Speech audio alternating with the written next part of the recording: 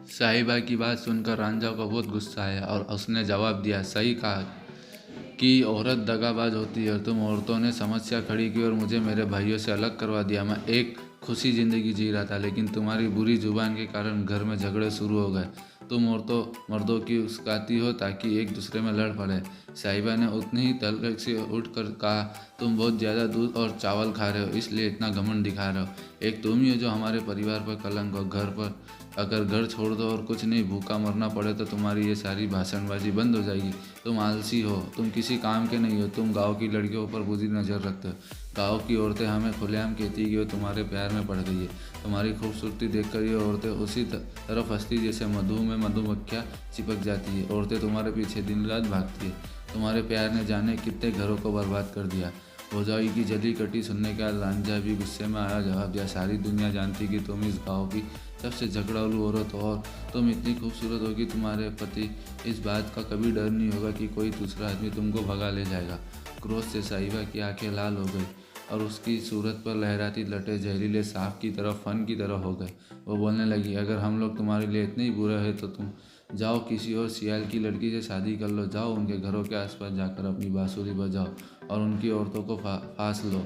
अगर तुमको हमारी खूबसूरती पसंद नहीं तो जाओ हीर से शादी कर लो। उस दिन रात तलाश करो ताकि तुम उसे अपने जाल में फंसा सको। अगर दिन में वो हाथ ना आए तो रात में किसी घर की चिपकली दीवार गिराकर उसे भगा ले जाओ। साहिबा की बातों का जवाब देने और रांझा भी पीछे नहीं हटा। उसने कहने लगा, तुम्हारी जैसी भौजाई को तो नदी में डुबो देना चाहिए। मैं हीर को ब्याह कर लाऊंगा और तुम्हारी जैसी औरत उसकी नौकरानी बनेगी। और ये सुन कहने का रांझा मुंह घुमाकर बैठ गया। साहिबा उसका कंधा देखता हुआ बोली, तुमको अब जल्दी से जल्दी शादी कर लेनी चाहिए, नहीं तो हीर की खूबसूरती मुरझा गई तो बहुत देर हो जाएगी। इस झगड़े के बाद रांझा अपनी बांसुरी को लेकर पिता का घर छोड़कर जाने लगा। वो अब तक तो हजारा का पानी तक नहीं पीना चाहता था। गांव का एक चरवाहा दौड़ा दौड़ा रांझा के भाइयों के पास आया और उनके इस बारे में बताया। रांझा का अपने भाइयों और भौजाइयों से फिर सामना हुआ।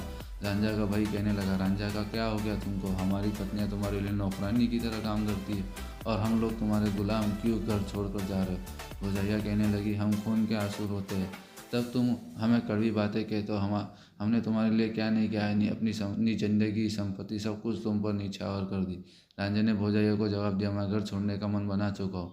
मैं तुम लोग मुझे अपने इरादों से भटकाने की कोशिश क्यों कर रहे हो?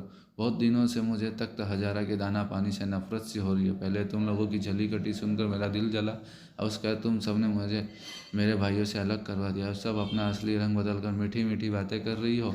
तुम सब अपने इरादों में सफल नहीं हो सकती। मैं तय कर चुका हूँ कि मुझे पिता का घर छोड़कर जाना